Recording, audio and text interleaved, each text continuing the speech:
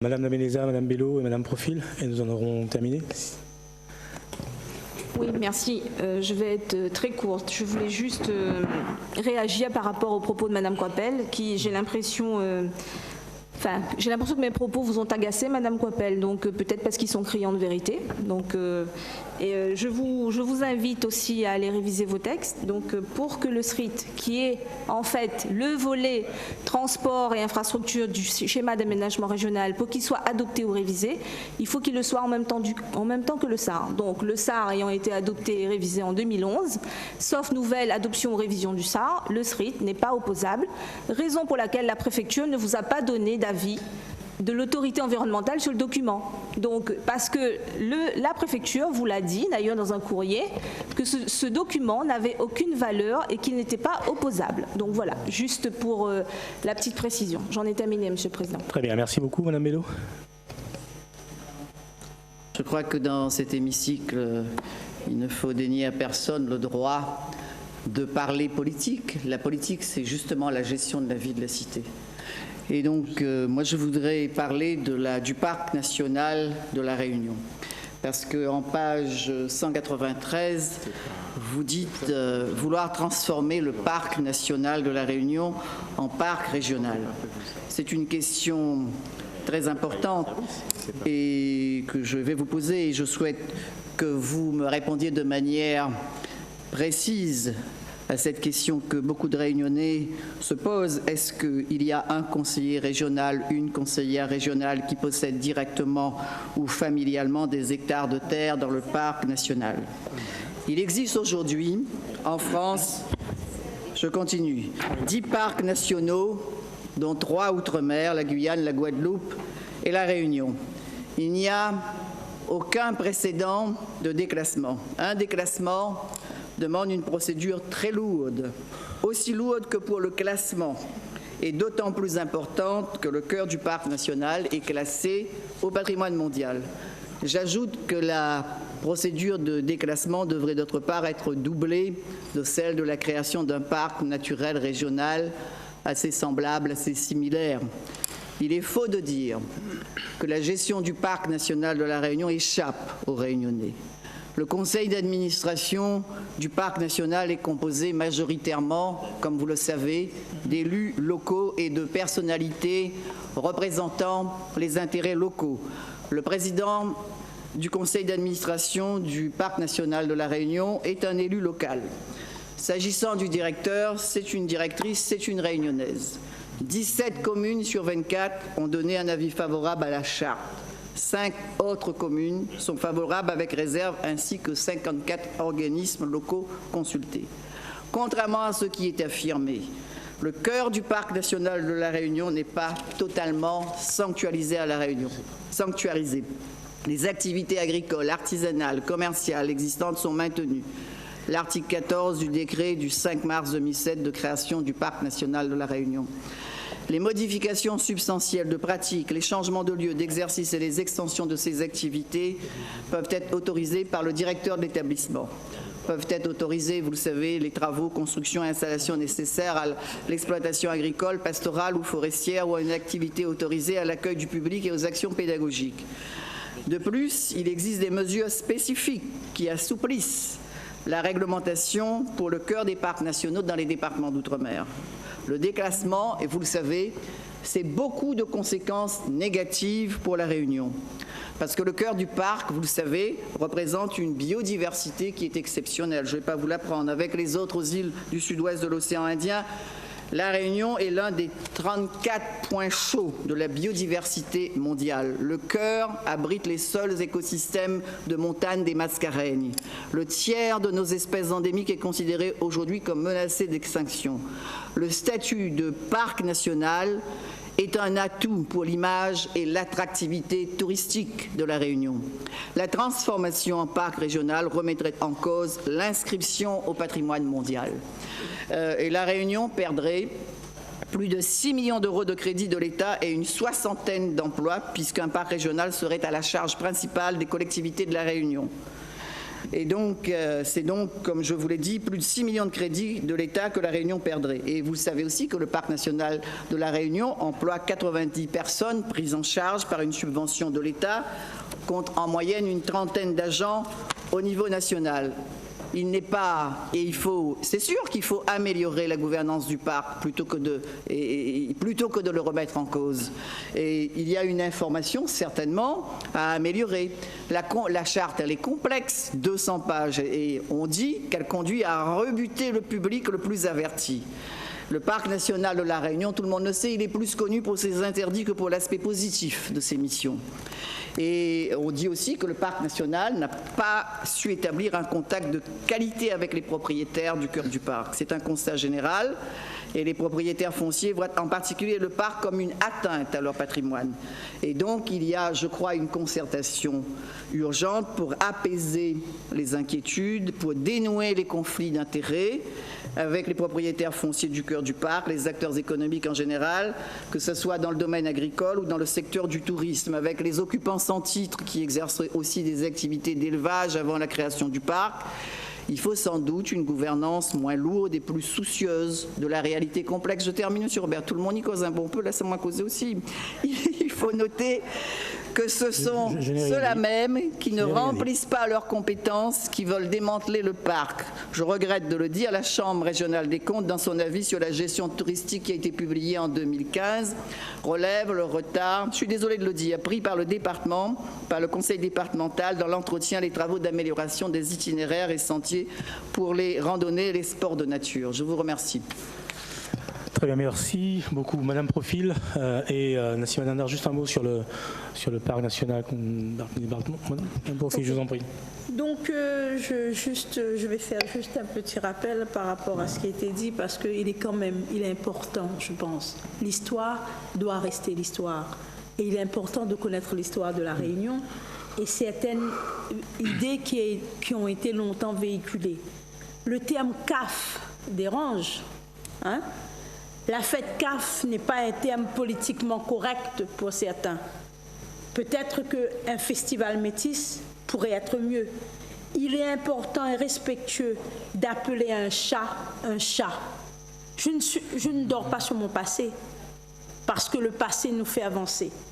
Je vous conseille donc de lire tous les écrits de Prosper Ève sur cette période plus glorieuse de notre histoire. Et vous comprendrez mieux mes propos. Pourquoi les sociologues et les ethnologues posent le postulat d'une réparation basée sur la commémoration et la prise en compte de cette commémoration réelle. Ça que l'a été. Pourquoi? Parce qu'il est important de réparer les séquelles et de faire en sorte que ces rejets dont parlent les sociologues ne soient plus pour cette partie de la population. Je veux parler aussi pour Madame Murin. Le travail de ce rejet de sociologue, d'ethnologue, je l'ai fait, je pense, en partie. Peut-être qu'il est imparfait. Je ne sais pas si vous l'avez fait. Mais si vous l'aviez fait, peut-être sur cela vous aurait permis d'avoir des propos un peu plus près de la réalité et d'être un peu plus ce que vous êtes. Tenir compte de cela pour conférer à vos ambitions du palier 5 son réel ancrage dans la société réunionnaise. Et si je parle de ce qui est fait à Dimitil, c'est une confusion entre le cultuel et le culturel. Je vous remercie. Très bien, merci beaucoup, Madame Dindar. 3 mots.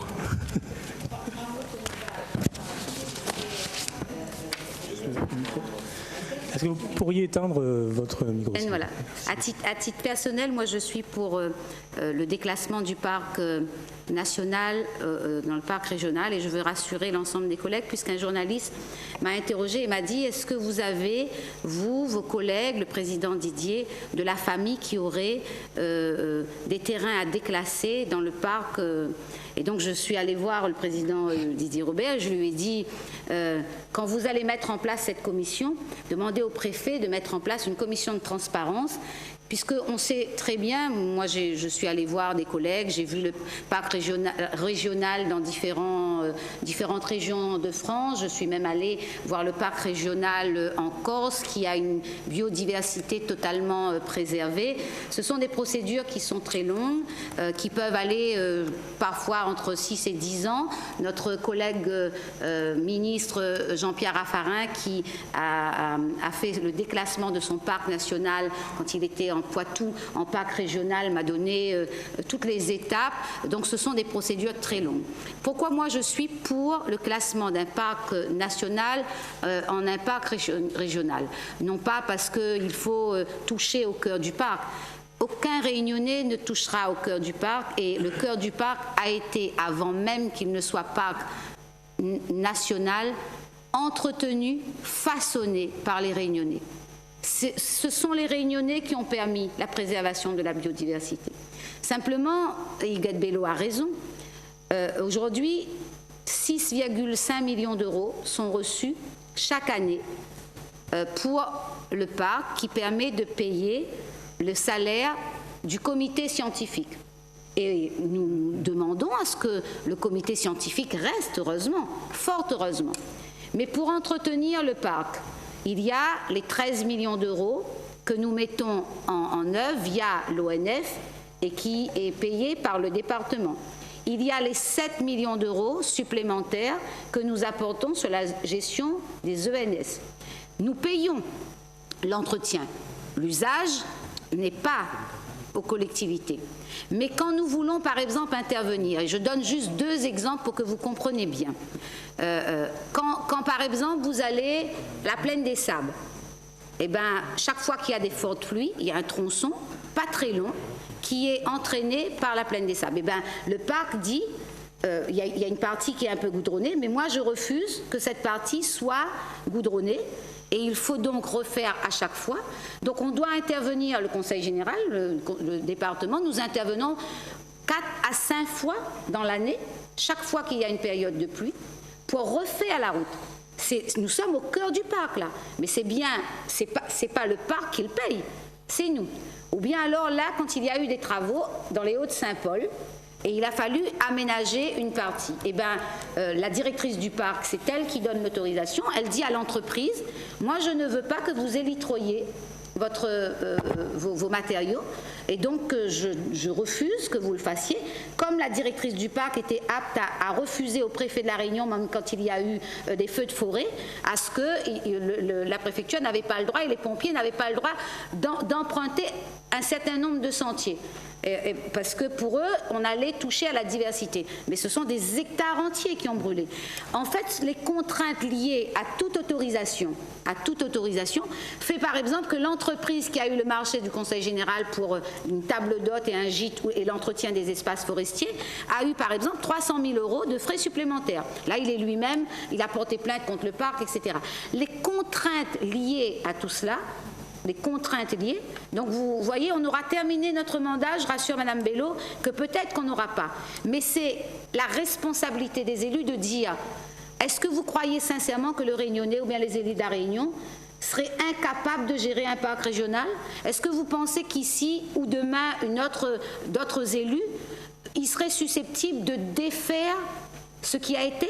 Et je répète en terminant que le classement en parc régional n'a rien à voir, puisque c'est le département qui a porté la candidature au patrimoine mondial de l'UNESCO. C'était totalement 2 dossiers différents et on ne perd pas le classement au patrimoine mondial de l'UNESCO si on est transformé du parc national en parc régional. Je peux vous donner, puisque j'ai pris un dossier avec Raffarin qui a voilà, le nombre de tous les classements de l'UNESCO qui ne sont pas validés par la notion nationale. Donc voilà pourquoi, mais je veux terminer là-dessus. Je vous répète, il n'y a pas derrière quoi que ce soit des velléités ou des affaires à faire. Je préfère rassurer les uns et les autres, puisque la question m'a été posée à titre personnel pour moi et pour le président de région. Très bien, merci beaucoup. J'apporte quelques éléments de réponse très rapidement, si vous me permettez, sur les points précis qui ont été évoqués. Peut-être commencer par le parc national. Je n'ai effectivement, pas en ce qui me concerne non plus, je ne suis pas non plus propriétaire de quelconque terrain ou parcelle de terrain dans les hauteurs de l'île, donc dans la zone du parc. Par contre, je serai extrêmement intransigeant sur ce dossier. Je considère effectivement qu'il y a un équilibre à trouver. La notion de protection doit être rapprochée de celle de la valorisation du territoire. Et si nous n'arrivons pas à mettre en lumière une véritable valorisation de notre territoire, nous serons passés complètement à côté.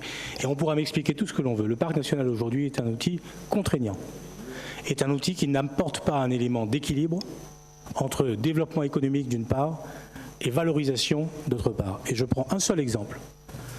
Depuis plusieurs années, tout le monde nous promet la possibilité de pouvoir construire une structure hôtelière à proximité du volcan. Je fais partie de ceux qui considèrent que c'est important de le faire. Si nous voulons rééquilibrer le tourisme à La Réunion et notamment davantage mettre en lumière donc les hauts de l'île, il faut que nous puissions avoir des structures d'hébergement de qualité qui respectent l'environnement, mais des structures de qualité. Et force est de constater qu'au bout de toutes ces années, malgré les belles promesses qui ont pu être faites par les uns et par les autres, malgré les recommandations des experts scientifiques du parc national, nous n'avons toujours pas posé le premier galet, j'y reviendrai, concernant la construction d'une structure hôtelière dans les Hauts de l'île. Et donc, nous avons un travail à mener, il sera long, il sera difficile, mais je considère que nous avons la responsabilité, que nous devons porter ensemble cette responsabilité d'une transformation du parc national en parc régional. Je veux que les acteurs locaux, de manière générale, puissent réellement participer et apporter leur contribution à l'édification du territoire réunionnais. Il y a aujourd'hui, parmi les 88 membres du conseil d'administration, bien trop de personnes qui ne sont que de passage. En ce qui concerne les points qui ont été évoqués par M. Jacques Waro, je voudrais lui répondre de manière très précise. La zone d'activité de Pierrefonds et l'aéroport de Pierrefonds font partie des sujets de priorité de cette majorité régionale. Ils l'ont déjà été sur les 5 années qui se sont écoulées. La région a été extrêmement présente auprès du syndicat mixte de Pierrefonds, non seulement en investissement, mais aussi en fonctionnement. Mais nous l'avons été, et je le dis à chaque fois que j'en ai l'occasion, sur la base du projet qui peut être porté par le syndicat mixte de Pierrefonds. Et nous ne pouvons pas, nous, détenant 15% de ce syndicat, nous immiscer trop avant dans la structure syndicat mixte. Le projet tel qu'il est posé aujourd'hui, une extension de la piste, une possibilité effectivement de poser à Pierrefonds un aéroport, une compagnie donc de type low cost, qui permettrait effectivement de démultiplier donc, le nombre de passages. Le fait de pouvoir travailler avec les acteurs du Sud, Civis, CA-Sud, autour donc, de l'aéroport de Pierrefonds sur la zone d'activité, pour amener là aussi donc un surplus, notamment à travers donc, la possibilité de travailler sur du transport de marchandises, fret. Cela fait partie aujourd'hui des éléments d'orientation forts que nous avons posés, que nous posons. Et l'aéroport de Pierrefonds, tout comme le projet d'éco-cité de Cambé, tout comme le projet de Bois-Rouge, donc, sont parmi les grands investissements de cette deuxième génération que nous voulons assumer. Donc je voudrais une nouvelle fois rassurer à travers vos propos l'ensemble des élus du Sud et au-delà de la Réunion, en précisant toutefois qu'il faut nécessairement trouver le point de complémentarité entre les deux structures aéroportuaires. Il ne s'agit pas de développer l'une par rapport à l'autre ou contre l'autre, il faut trouver le point d'équilibre entre les deux. C'est ce travail-là que nous avons à mener ensemble et je suis absolument persuadé qu'à la fois les élus siégeant au syndicat mixte de Pierrefonds, ceux de la CA Sud et ceux de la Civis aujourd'hui, que nous sommes, nous en tout cas, Région Réunion, prêts à travailler sur tous ces dossiers. Il est déjà inscrit. Je termine rapidement. Il est déjà inscrit donc, sur le POFEDER 2014-2020 donc, des financements fléchés sur Pierrefonds. Les accords de Matignon de 2010, nous avons nous-mêmes ici lourdement insisté pour que Pierrefonds fasse partie des programmes d'investissement. Et une chose nouvelle, depuis 2014, donc, la Commission européenne reconnaît pour Pierrefonds et pour Pierrefonds uniquement la possibilité de financer sur les fonds européens la création de l'île nouvelle à partir de l'aéroport de Pierrefonds. voilà tous les éléments aujourd'hui qui sont jusqu'à poser. C'est un dossier, je sais, qui est sensible, un dossier qui est important, mais sur lequel il y a encore une fois un très fort engagement donc, des acteurs régionaux. Dire un mot sur la piste de sport mécanique. Nous y sommes favorables, je suis favorable à ce que nous puissions là aussi trouver. Je connais comme vous les difficultés que peuvent rencontrer aujourd'hui les nombreux acteurs de la pousse réunionnaise avec toutes les complications et les éléments de sécurité qui peuvent être attachés. Donc il est évident que si nous arrivons demain à dégager une solution public-privé ou entièrement privé accompagné. Donc je suis en tout cas ouvert à ce que nous puissions travailler là-dessus. Dernier point sur le sujet que vous avez évoqué, celui de la gestion de l'eau et notamment des retenues collinaires, est inscrit donc à ces orientations budgétaires, mais c'était déjà le cas précédemment. La capacité pour nous, pour la région Réunion, de participer au financement, comme cela avait été fait à l'époque pour la retenue des herbes blanches, donc sur les 2 ou 3 structures. Pour la gestion en eau du tampon et du sud de manière générale, c'est un élément fort et un élément, j'allais presque dire, incontournable si l'on veut permettre aux agriculteurs d'avoir de l'eau de qualité, moins chère.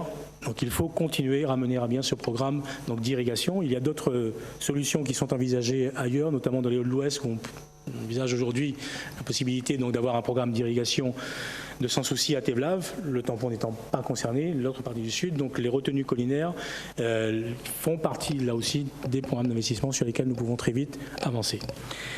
Des questions précises posées par M. Cadet sur l'incinérateur. Je le dis, je le répète, cette majorité régionale ne porte aucun projet d'incinérateur. Il y a eu des débats précédemment, portés par d'autres, où 2 incinérateurs, 2 unités étaient prévues.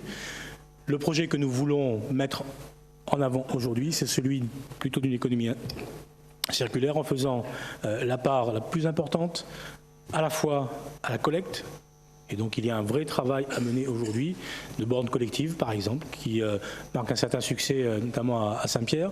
Donc traitement, d'une part, et valorisation. Et surtout valorisation. Il faut que toutes les filières de valorisation amènent à ce qu'il y ait davantage d'activité et davantage d'emplois.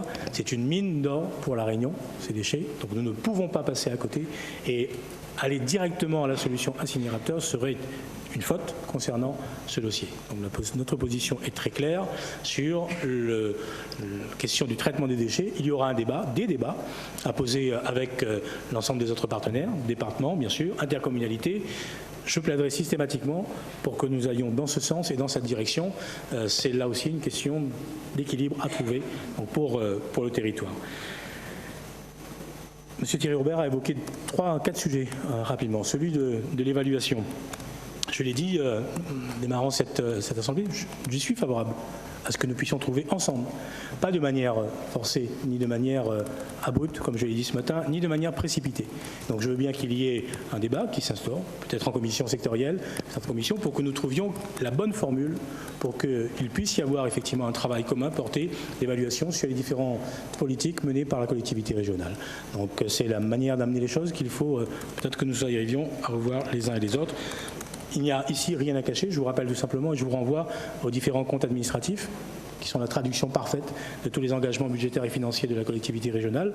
Je vous renvoie aux documents d'orientation budgétaire que vous avez en vos mains et j'ai entendu à plusieurs reprises des membres de l'opposition souligner la qualité du travail qui est celui porté à l'occasion de l'écriture de ces orientations budgétaires. C'est vrai, les services de la région avec l'ensemble des élus ici ont fortement contribué, participé à faire en sorte qu'il y ait donc ce travail de qualité transparent, le plus complet possible pour vous permettre à tous d'avoir le même niveau d'information pour que nous puissions travailler. Il est normal que le Césaire ou le CCCE s'occupe et s'interroge. Ça fait 5 ans qu'il le fait sur les questions des charges de fonctionnement. Il le fera encore, il le fera encore. En tout cas, moi, ce que je veux retenir, et je l'ai souligné aussi, c'est cette épargne brute constante de plus de 160 millions d'euros depuis 2010.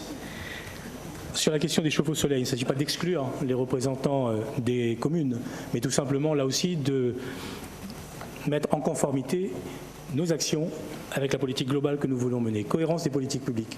Plutôt que de laisser chaque CCAS aujourd'hui donc mener sa propre politique en ce qui concerne le chauffe-eau solaire, nous avons fait le choix et nous faisons le choix de faire en sorte qu'il y ait un guichet unique.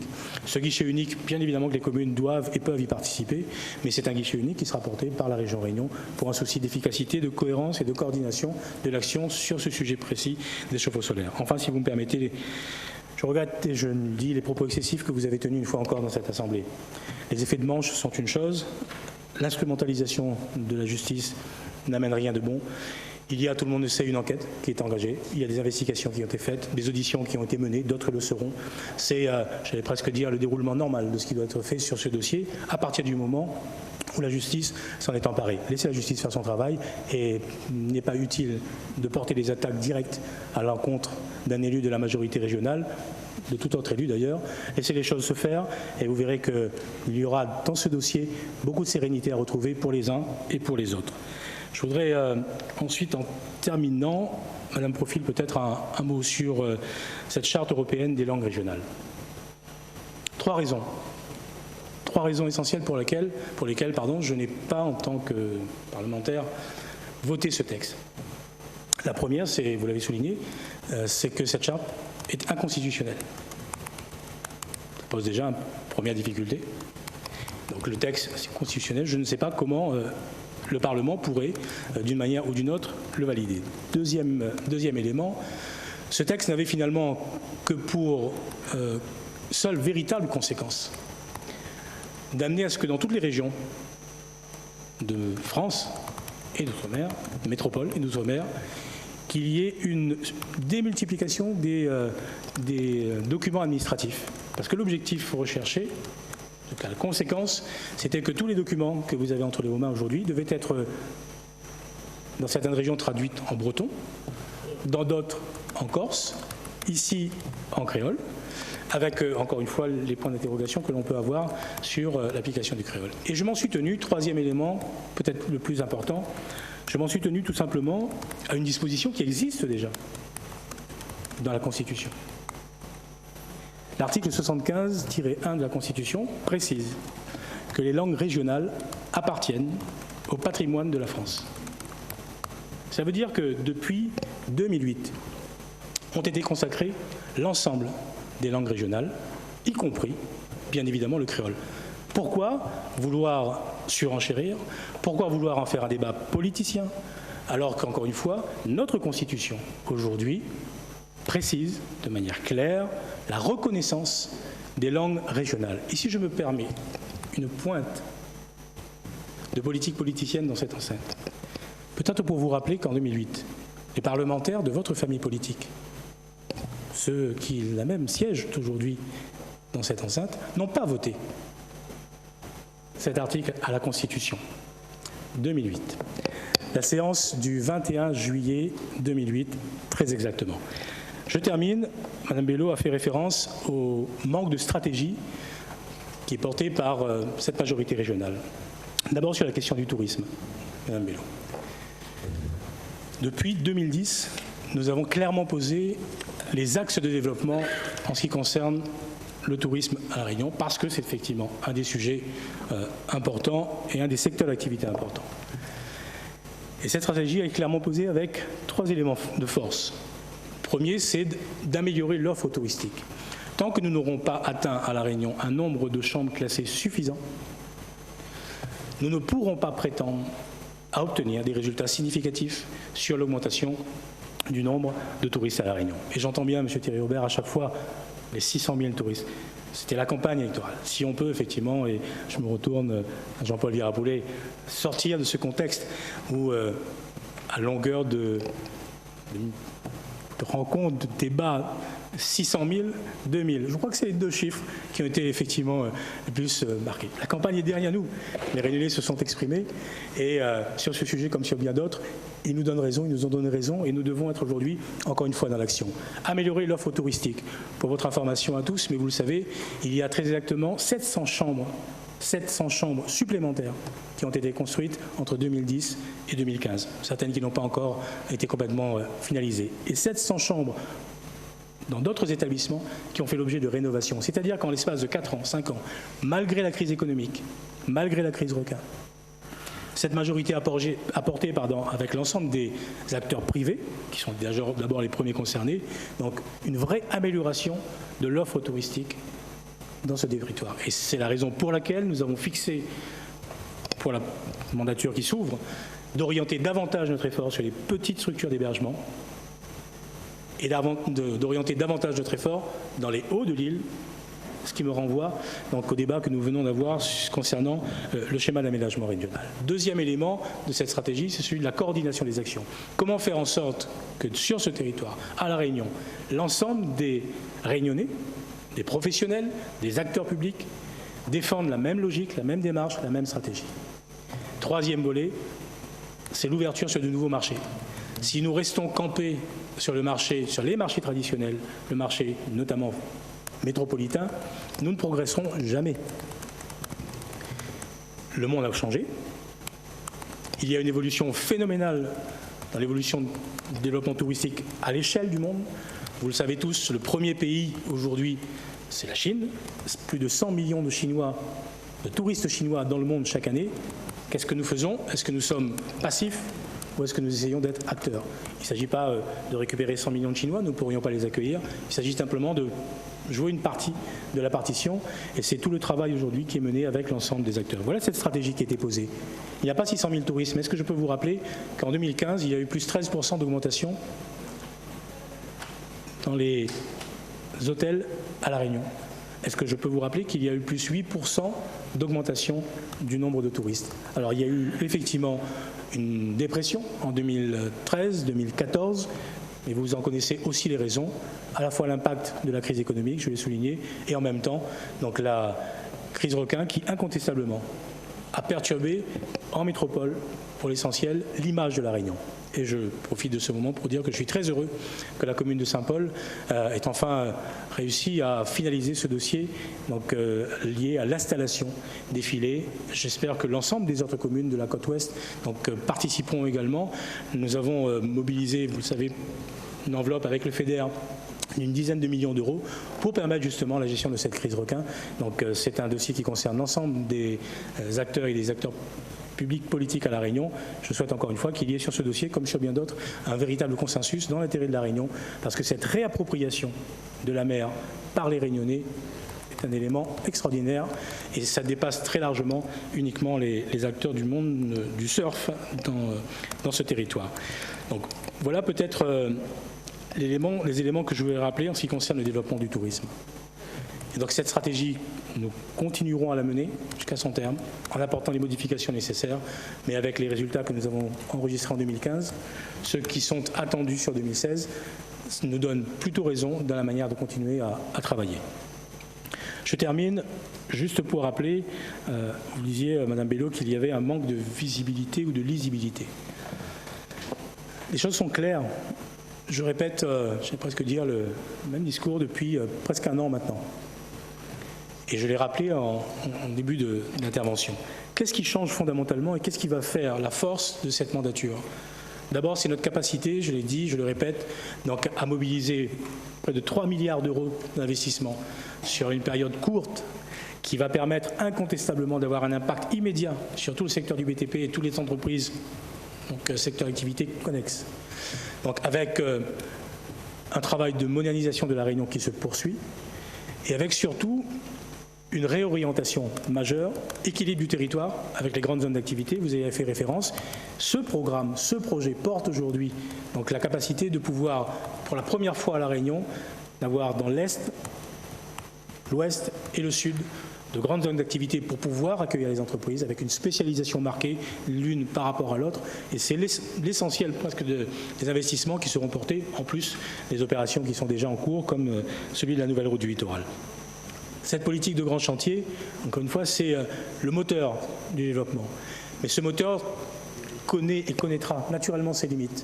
C'est la raison pour laquelle nous inscrivons aussi tout le développement économique sur cette période de transition, sur les secteurs qui seront demain les secteurs locomotives, le tourisme, les énergies nouvelles, le numérique, les filières de l'agroalimentaire, la recherche, l'innovation.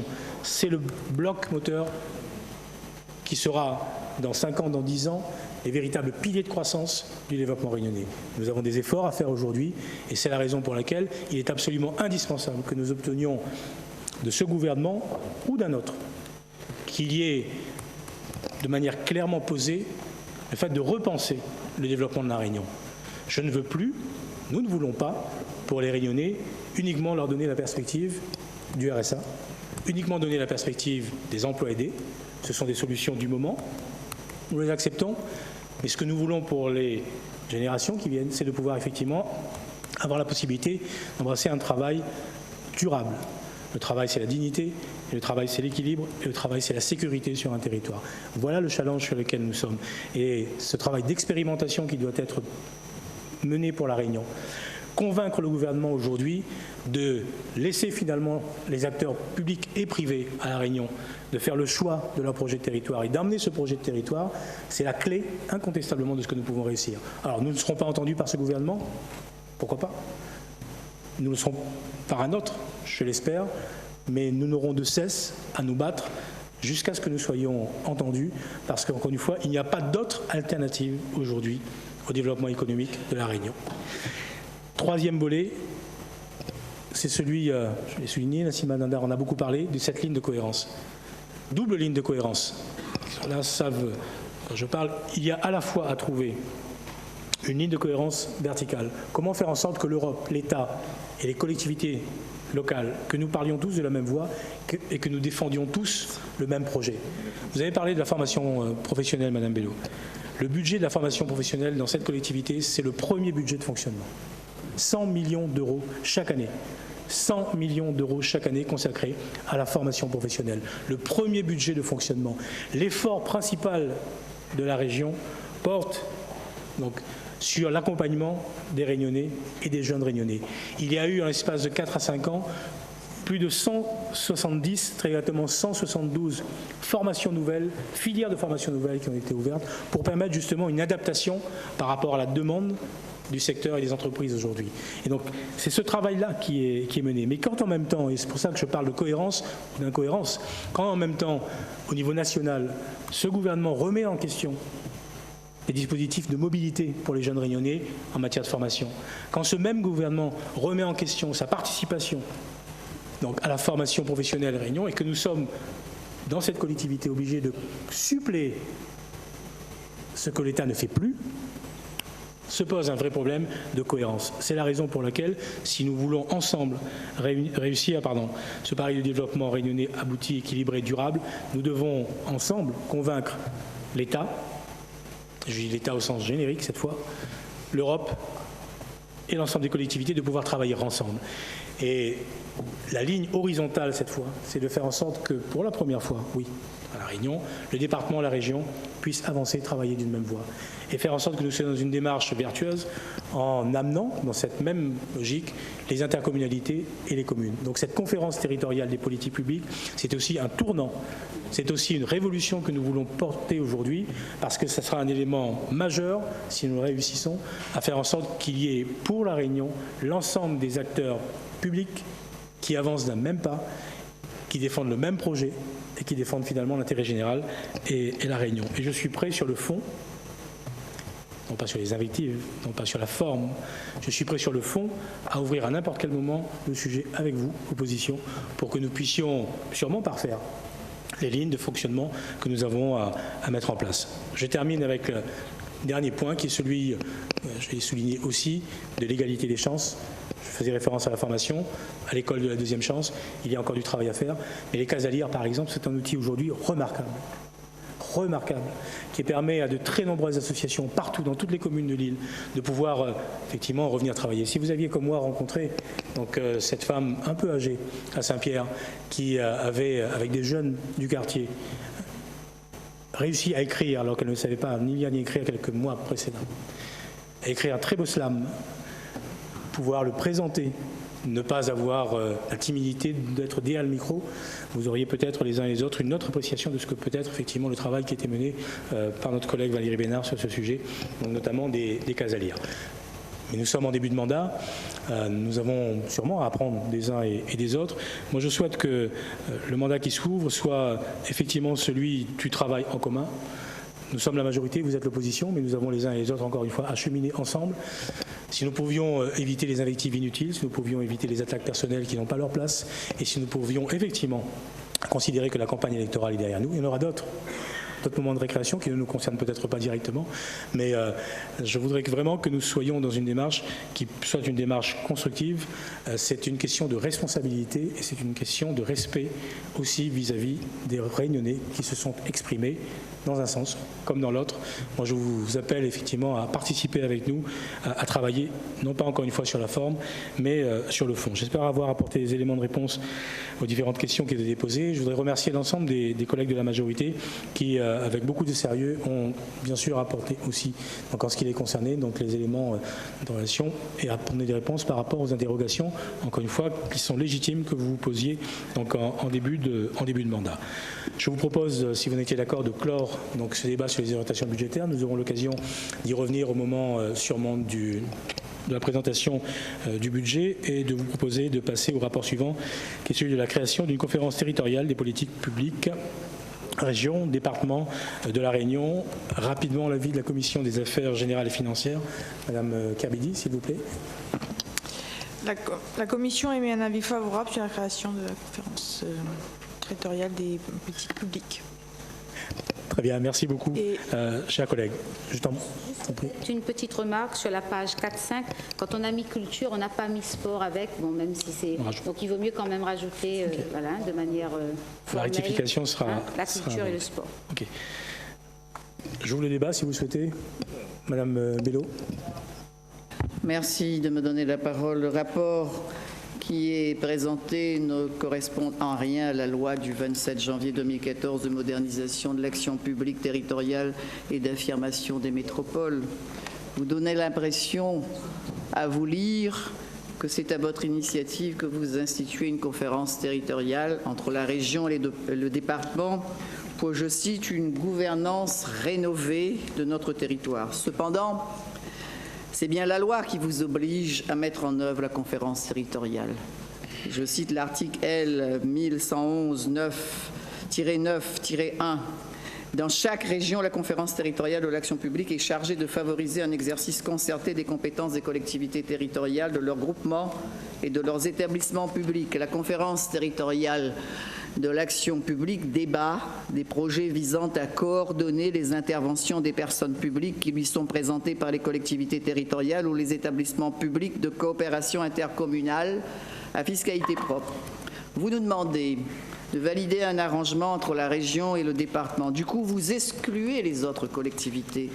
En effet, la loi stipule que sont membres de la conférence territoriale de l'action publique, le président du conseil régional, les présidents des conseils généraux, les conseils départementaux, les présidents des établissements publics de coopération intercommunale à fiscalité propre de plus de 30 000 habitants ayant leur siège sur le territoire de la région, un représentant élu des établissements publics de coopération intercommunale à fiscalité propre de moins de 30 000 habitants ayant leur siège sur le territoire de chaque département, un représentant élu des communes de plus de 30 000 habitants de chaque département, un représentant élu des communes comprenant 3 500 et 30 000 habitants de chaque département, un représentant élu des communes de moins de 3 500 habitants de chaque département. Qu'il s'agisse de compétences partagées ou de compétences à chef de file, elles doivent désormais être mises en œuvre dans le cadre de la conférence territoriale de l'action publique créée par la loi MAPTAM du 27 janvier 2014. Pour les compétences à chef de file, il appartient à ce dernier de proposer au sein de cette instance une convention d'exercice concerté de compétences. Pourquoi la région n'applique pas la loi? Pourquoi exclut-elle les autres collectivités? Enfin, cette exclusion conduit à poser la question d'un point de vue juridique de la poursuite des interventions de la région en faveur des communes compte tenu de l'intervention de l'acte 3 de la décentralisation, loi MAPTAM du 27 janvier 2014 et loi NOTE du 7 août 2015 notamment, et en particulier de la suppression de la clause de compétence générale pour la région. Voilà, Monsieur le Président, je souhaite que vous répondiez à ma question. Je vous remercie. Madame Nadar, je vous en prie. Peut-être que je peux répondre, puisque j'ai lu tous les articles de loi et je me suis fait aider, je le dis, puisque je ne suis pas parlementaire, je me suis fait vraiment aider par les juristes et je me suis appuyée également sur les juristes de l'ADF, de l'Assemblée des départements de France, pour vraiment mettre en œuvre. C'est un premier acte que les deux collectivités, région, département, demandent à son assemblée de valider pour que nous soyons de manière juridique couverts avec l'installation de tout ce qui va se mettre en place. On installe aujourd'hui une présidence partagée de cette commission qui n'existait pas dans la collectivité régionale, ni même au conseil départemental. Et donc, de manière, en respectant le même formalisme, nous allons nous aussi voter la mise en place de cette commission. Donc je me suis vraiment appuyée sur ce que l'Assemblée des départements de France nous a demandé de faire. Ensuite, même sous l'autorité du préfet, nous pouvons élargir, selon les thématiques présentées, aux communautés d'agglomération, voire même à d'autres partenaires, les travaux que nous allons mener au niveau de la conférence territoriale. En fait, la loi NOTRe fait garder malgré tout, et la loi MAPAM, aux communes la clause de compétence générale. Ce qui veut dire que les communes ont autorité encore aujourd'hui à exercer toute compétence que son conseil municipal pourrait faire voter ou trouverait nécessaire pour son territoire et sa population de mettre en œuvre sur son projet de mandature. Par contre, la clause de compétence générale est enlevée à la région, mais le passage, puisqu'il y a des transferts de compétences qui se mettront en œuvre qu'à partir de 2017. D'autres que la loi nous donnera tout de suite à mettre en œuvre dès 2016. Ainsi, par exemple, sur le logement, puisqu'on n'en a pas parlé, la région Réunion peut mettre en place des politiques publiques sur le logement. L'amélioration de l'habitat peut être prise comme compétence globale, mais nous gardons la possibilité de le faire pour les publics que nous avons considérés comme publics vulnérables. Donc c'est bien la mise en place de cet espace de coordination, de cohérence dont le président a parlé, que nous mettons première étape, mais bien évidemment, à l'instar des demandes de n'importe quelle communauté d'agglo ou bien du président de région lui-même, les communautés d'agglomération seront saisies sur des sujets qui les concernent et ça n'est qu'une première phase que nous votons ce matin. Très bien, merci beaucoup. Madame Profil, je vous en prie. Monsieur le Président, merci. Alors, je vais poser une question et après, je vais peut-être vous donner la suite de ma réflexion. Alors, au niveau de la composition de cette instance, je vois qu'il y a 2 élus de chacune des collectivités. J'imagine que ce sont des élus de la majorité ou est-ce que je me trompe? Si vous faites la question et la réponse... Non, je pose la question. Très bien. Ces élus n'ont pas encore été désignés. Oui, mais alors justement, puisque depuis tout à l'heure, vous n'arrêtez pas au sein des gens qui sont installés en face de moi, de faire, comment on va dire, de donner une certaine idée du travail qu'on doit mener ensemble. Donc, avant que ne soit nommé, en espérant que je me trompe et que justement vous allez pouvoir ouvrir à l'opposition, je vais faire une petite intervention. Je vais rappeler ce que monsieur Rappeler disait tout à l'heure, allons construire ensemble. Je vais rappeler ce qu'a dit tout à l'heure Madame la Présidente, qui est ici, Madame Nassima Dindar, et qui est aussi vice-présidente de notre Assemblée. Il s'agit de changer de posture. Comment changer de posture quand, au niveau de tout ce que nous avons demandé, au niveau de la représentativité de nos élus de l'opposition, on nous a, permettez-moi d'être un petit peu vulgaire, envoyé paître. Mais la démocratie est fragile, comme la dictature. Ce n'est pas la loi de la majorité, mais la protection de la minorité. Je rappelle donc les observations suivantes. L'opposition n'a pas été proposée à aucun moment à siéger dans les SEM ou dans les SPL. Malgré nos différentes interventions, nos demandes ont été balayées. Alors, je réitère ce que je viens de dire en début d'intervention. Je trouve un peu fort de café de dire « allons construire ensemble ». Il s'agit d'avoir un changement de posture. Quel changement de posture quand il s'agit d'une envie réelle de réduire au minima la représentativité de l'opposition, alors qu'elle représente 47% de la population. Il ne s'agit pas, certes, de tomber dans le misérabilisme, mais de se positionner pour une réelle prise en compte du fait relaté plus haut. Il s'agit pour nous de faire de cette réflexion. Un adversaire politique n'est pas un ennemi, c'est un partenaire du débat démocratique. Il s'agit de faire de cette phrase le leitmotiv des échanges que nous allons avoir au sein de cette Assemblée. Ou si je vais plus loin dans nos réflexions, et je ne voudrais pas arriver à ce stade, est-ce qu'il est question de fermer toutes les portes où les voix s'élèveront trop fort et qui pourraient porter des informations que la population doit ignorer? Je vous remercie. Il y a plusieurs manières d'aborder cela. Les procès d'intention, comme vous le faites. Ce sont des questions. Non, ce sont des procès d'intention a priori. Questions. Très bien. Je pose donc des je questions. pense que c'est une posture, je le disais tout à l'heure, mais je vois bien que c'est un vœu pieux que j'ai formulé et que c'est une posture qui n'est pas utile dans cette enceinte. Et donc je vous prends effectivement votre proposition au mot et nous faisons effectivement en opposition la proposition que c'est commission conférence territoriale puisse être élargie donc à 3 membres ici avec une proposition. Donc je vous propose de vous mettre d'accord pour qu'il puisse y avoir un représentant de l'opposition.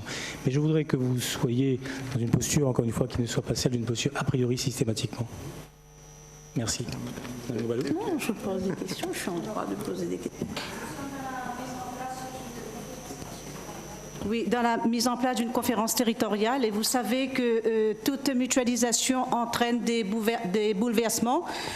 Vous avez répondu, donc vous allez ouvrir cette conférence à l'opposition. C'est une nécessité puisque les deux collectivités devront être dans une logique de modernisation de process, c'est-à-dire aussi bien département et région, et il y aura un redéploiement des services. Donc il y a nécessité de l'ouvrir, de poser le diagnostic, parce que moi-même je suis syndicaliste au département et je suis syndicaliste au département et je voudrais aussi que cette mutualisation ne bouleverse pas, n'inquiète pas le personnel de la collectivité.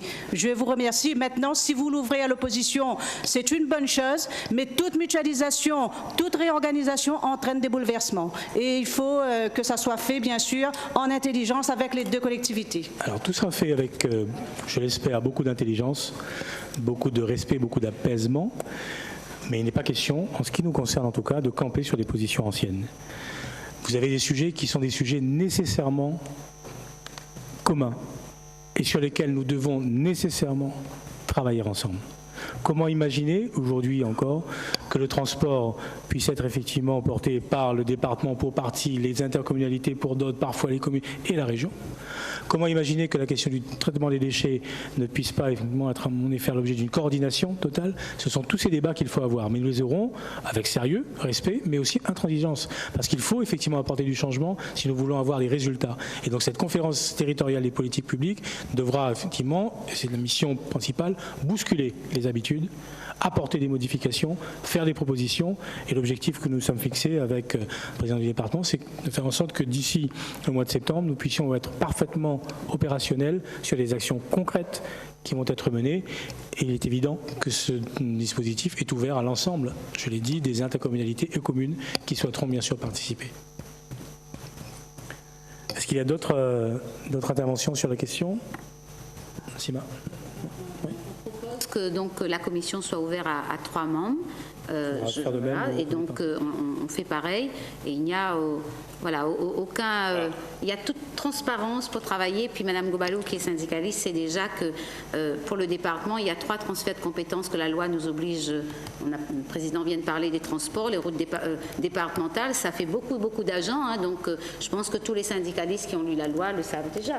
Donc tout cela amène effectivement une certaine bascule par rapport aux agents qui sont dans les deux collectivités. Donc 3 membres, mais il n'y a pas de souci.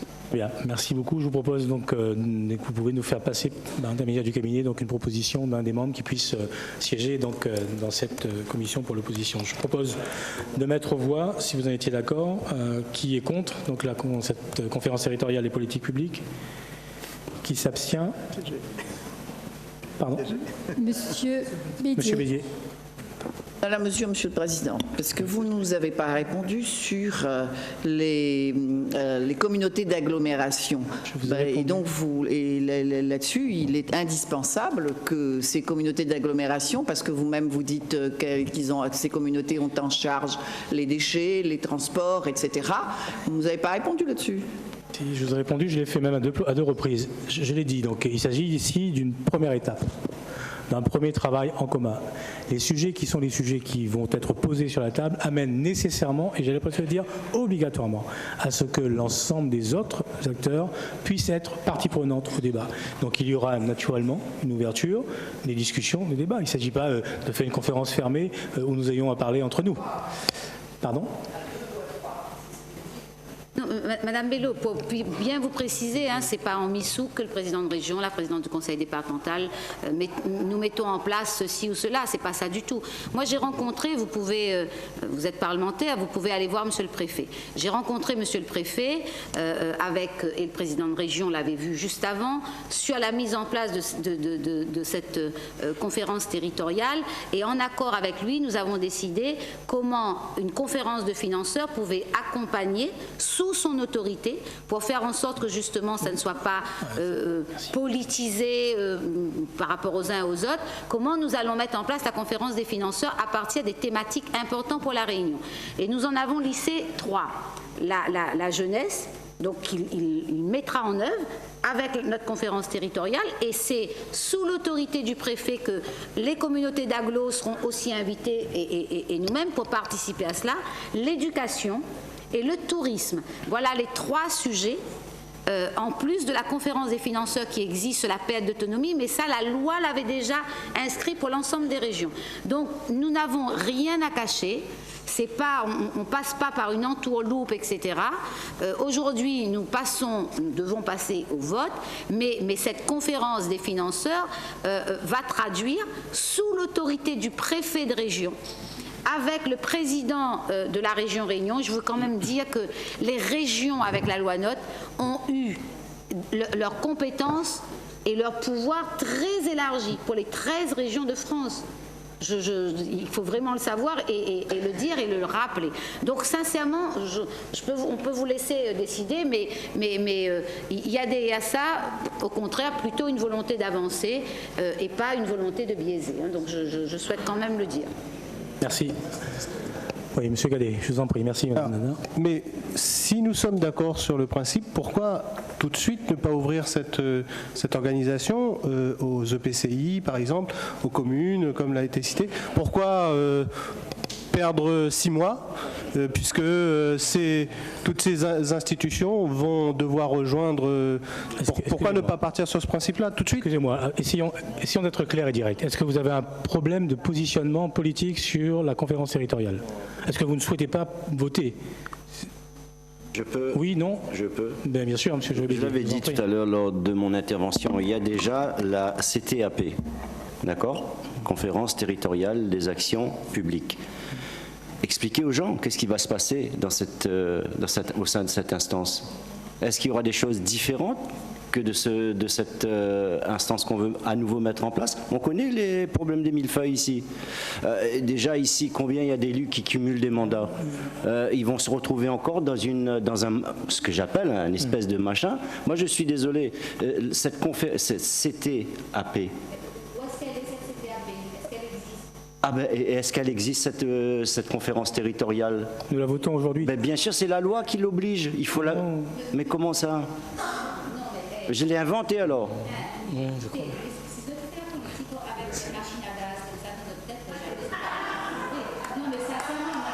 Monsieur le Président, quand vous nous demandez, Oui. de collaborer, d'être correct, vous vous êtes adressé tout à l'heure à M. Robert pour lui dire il faut être correct. Moi, j'entends aussi là des mots de la bouche de Mme Dindar. Je ne me suis pas encore exprimé, M. Bédier. Je suis désolé, non, mais il va falloir qu'on se respecte mutuellement. Bien compris. Je m'exprime, mais ne me traitez pas de quoi que ce soit, ok? Voilà, machine à gaz, pas machine à gaz, continue avec les millefeuilles, invente des machins. Très bien. Monsieur Bédier, on a compris votre propos. Monsieur Robert.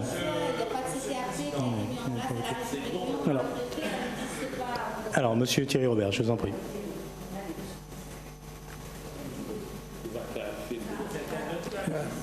Oui, Monsieur Bédier. Monsieur le Président, juste pour être bien éclairé, parce que moi j'ai l'habitude d'être cohérent avec moi-même sur mes prises de position. Il n'y a pas plus tard qu'il y a fin janvier, lors de mes vœux à la presse à Saint-Leu, je parlais de mutualisation des moyens, ne serait-ce qu'en interne chez nous, à cause des baisses des dotations, des problématiques qu'on rencontre. Là, il y a une volonté imposée par la loi aussi en même temps. Homogénéisation des mesures, par exemple, entre le Conseil régional et la région, le Conseil régional et le département, la mutualisation de moyens, etc., pour travailler ensemble pour que les choses avancent. Moi, sur le principe, je n'ai pas de position sur le principe. Moi, il y a une véritable question, par contre, que je souhaite poser. Vous avez répondu, mais très brièvement. C'est pas une nouvelle instance, mais c'est un travail en commun qui sera établi. Il y a aujourd'hui, vous avez gagné les élections, il y a une majorité qui est établie aujourd'hui, mais il y a malgré tout, à côté de cela, l'opposition, qui a fait 47%. Est-ce que véritablement, dans cet élément que vous allez mettre en place, en tout cas cette instance, cette conférence territoriale, il y aura une vraie représentation de l'opposition? Si tel est le cas, nous, notre positionnement au sein du groupe LPA est clair, nous n'allons pas nous y opposer. Nous ne sommes pas là pour faire une opposition stérile. Lorsque je prends la parole depuis tout à l'heure, ce n'est pas pour être opposé et opposant systématiquement. Nous sommes des personnes constructives, raisonnables et responsables. Partant de là, répondez-nous très clairement là-dessus et nous allons prendre notre décision après. Très bien. Merci de votre intervention. Je réponds pour la deuxième fois et je le redis. Donc, suite à l'intervention de Madame Profil, j'ai formulé la proposition que cette conférence puisse être effectivement élargie à 3 élus régionaux, dont un élu de l'opposition, si l'opposition le souhaite. Donc si nous sommes sur ces bases, je mets cette fois ce rapport au vote. Est-ce qu'il y a des oppositions? Madame Bello, Madame Gobalou, Monsieur Bédier, Monsieur Cadet, Madame Nativet, Madame Profil, Monsieur Vienne. Très bien.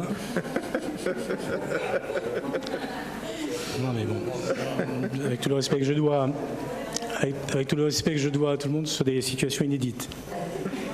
Mais est-ce qu'il y a des abstentions? Donc la conférence territoriale des politiques publiques est validée, adoptée. Merci beaucoup. Alors je me propose le rapport suivant qui est le budget de la région 2015 sur les provisions. L'une concerne 2 titres émis par la collectivité en 2014 pour un montant total de 22 000 euros et l'autre est relative à 2 titres 2013-2014 pour un montant de 108 822,60 euros.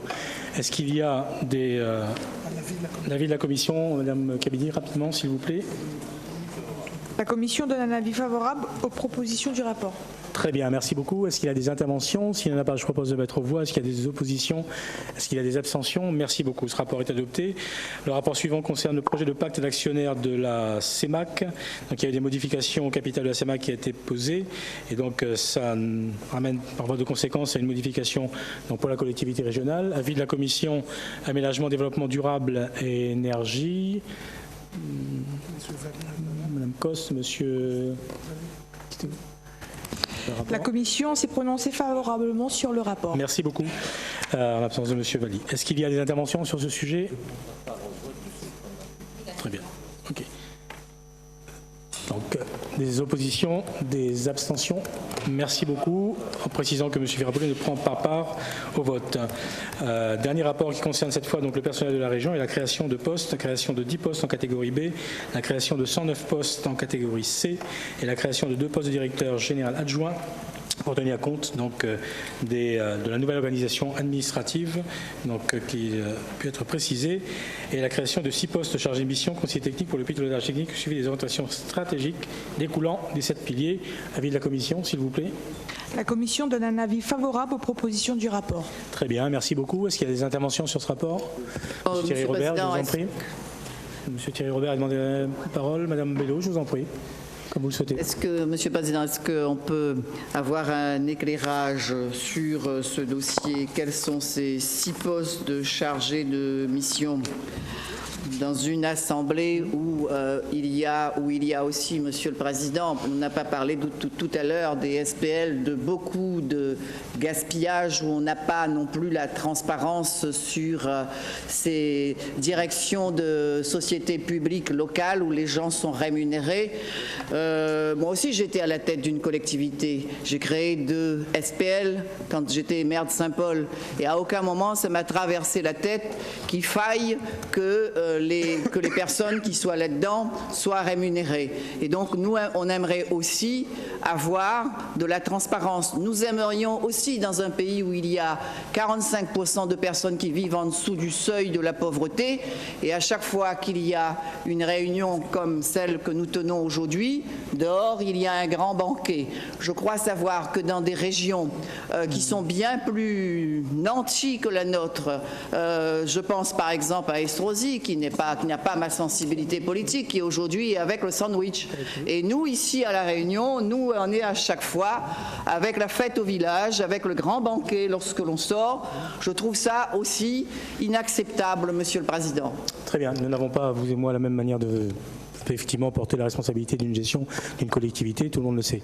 Donc sur les SPL, les conseils d'administration auront d'ici une quinzaine de jours à se prononcer, donc ils le feront, et vous aurez tout loisir à ce moment-là de vous exprimer. Ça n'est pas tout à fait le sujet donc, qui est fixé à l'ordre du jour.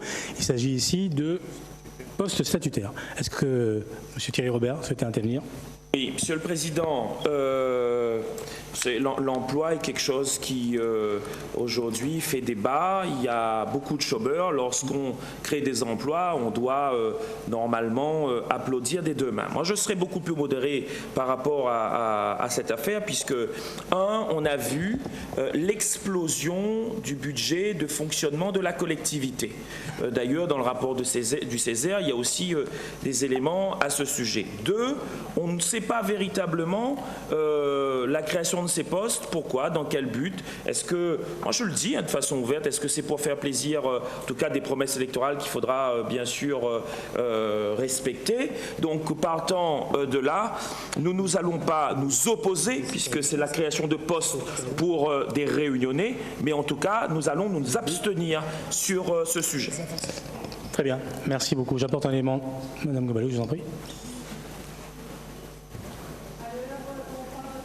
Est-ce qu'on peut... Oui.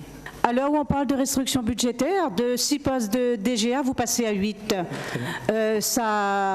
Vous savez très bien que quand on nomme des DGA, ça entraîne des dépenses supplémentaires en matière du régime indemnitaire et des autres primes qui viennent s'ajouter bien sûr sur le salaire. N'y a-t-il pas possibilité, comme on l'a fait au département, de regrouper les directions, de diminuer le poste de DGA? Très bien, merci beaucoup de votre intervention. S'il vous plaît, merci. Donc j'apporte quelques éléments de réponse. Monsieur Thierry Robert faisait référence à une explosion des charges de personnel. Je le dis, je le répète sûrement mais j'aurai l'occasion sûrement encore de le dire et à nouveau de le répéter. Donc il y a eu une augmentation sensible des dépenses de fonctionnement, notamment des charges de personnel depuis ces dernières années dans cette collectivité pour 2 raisons essentielles. La première, le transfert de charges de l'État vers la région sur les services des routes, sur l'ensemble du personnel des lycées, TOS. Deuxième élément, nous avons pris l'initiative de créer un certain nombre de postes de manière claire pour pouvoir répondre donc, au projet de mandature que nous portons. À titre d'exemple, nous avons effectivement créé en 2010 48 postes d'agents dans les lycées sur le dispositif du plan ordinateur portable. C'est un choix délibéré, c'est un choix que nous portons et sur lequel je ne reculerai pas. Deuxième élément, en ce qui concerne, malgré cela, vous parlez d'explosion, je vous rappelle que le différentiel entre les charges de fonctionnement et les recettes de fonctionnement. Si vous pouvez me citer une autre collectivité qui dégage chaque année 165 millions d'euros d'excédent d'épargne brute, je suis preneur. Et je vous rappelle un autre ratio que j'ai eu l'occasion à nouveau de préciser, le ratio entre investissement et fonctionnement. Si vous connaissez une autre collectivité qui a aujourd'hui un ratio d'investissement de 60% de son budget, comparativement à 40% de fonctionnement, je suis également preneur. Donc aujourd'hui, il y a une gestion saine qui est posée, une gestion qui est une gestion maîtrisée, avec effectivement des dépenses